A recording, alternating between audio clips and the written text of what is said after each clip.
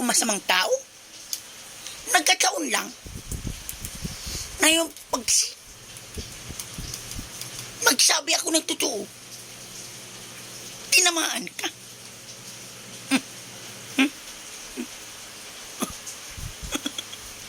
Huwag ka na lang mag-react. At sa lahat ng mga post ko dito, hindi naman para sa'yo ang tinamaan ka. Sa'yo yun. Diba? Diyos ko. Sa dami-daming post, akin yung napansin mo.